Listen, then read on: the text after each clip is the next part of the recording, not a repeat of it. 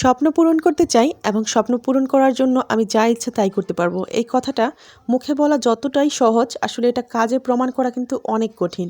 যারা এই প্ল্যাটফর্মে এসেছে, যারা এই ফেসবুক পেজ নিয়ে কাজ করছে, তারাই শুধু জানে যে মুখের কথা আর এটাকে কাজে মেলানো কতটা কঠিন। যাই হোক, সবাই ভালো আছেন কিনা? আসসালামু আলাইকুম। তো আজকে কিন্তু আমি একটা নাস্তার আইটেম বানাচ্ছি, আর সেই সাথে আপনাদের সাথে গল্পও করে নিচ্ছি। আসলে যেটা বলছিলাম যে এই যে আমরা এখন প্রচুর পরিমাণে দেখা যায় সবাই পেজ খুলছে, পেজে কাজ করছে। আসলে এখানে কেউ আসে শখের বশে, কেউ আসে আসলে প্রকৃত অর্থে টাকা ইনকাম করার জন্যই। কারণ কেউ কেউ আছে মেয়েরা যারা চায় স্বাবলম্বী হতে আরও 10টা মেয়ের মতো, চায় যে নিজের পায়ে দাঁড়াতে, নিজে কিছু করতে, যেন নিজের ইনকামে নিজে যেন চলতে পারে, নিজের কাছের মানুষদের জন্য কিছু করতে পারে। এই যে ইচ্ছা, এই ইচ্ছা থেকেই কিন্তু এখানে আসা। তো এই আশাটা আসলে কয়জনের পূরণ হয়?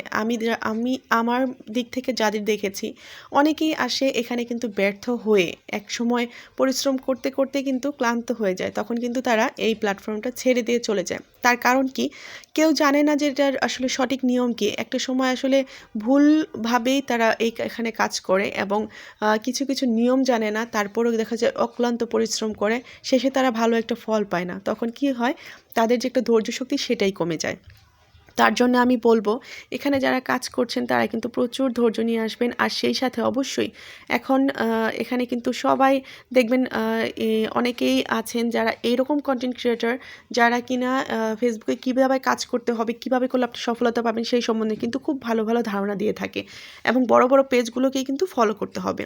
তো এই জিনিসগুলো যদি আপনারা ফলো করে শিখে তারপরে এখানে কাজ করেন, আমি মনে করব এখানে ধৈর্য নিয়ে কাজ করলে অবশ্যই ওই সফলতা অর্জন করা সম্ভব।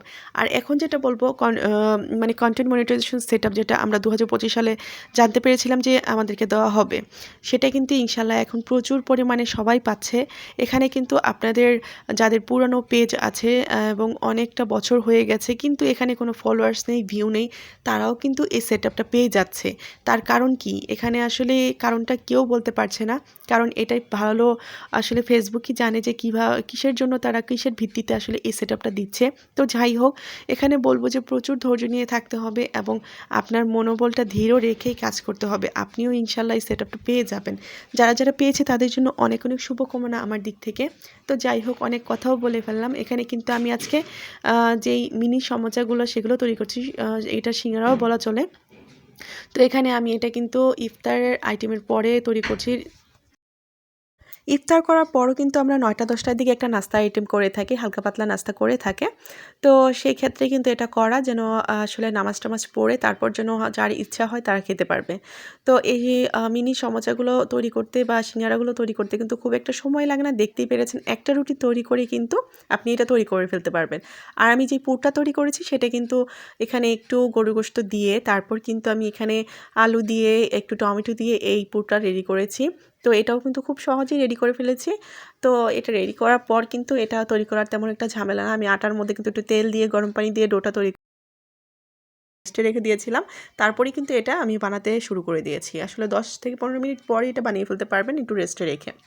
তো এই যে একটা রুটি বানিয়ে কতগুলো সিঙ্গারা বানিয়ে ফেলেছি দেখুন তো। এটা খুব ঝটপট তৈরি করা যায়, আপনাদের সাথে একটু শেয়ার করে নিলাম। তো আমার ভিডিওগুলো জানি না কেমন লাগে, যদি ভালো লাগে অবশ্যই একটা লাইক দিয়ে দিবেন, শেয়ার করবেন, কমেন্টস করতে কিন্তু ভুলবেন না। তো সবাই অনেক ভালো থাকবেন, সুস্থ থাকবেন। সবার জন্য মন থেকে অনেক অনেক দোয়া আর রমজানের অনেক অনেক শুভেচ্ছা। সবার রোজা যেন খুবই ভালো কাটে। আল্লাহ হাফেজ।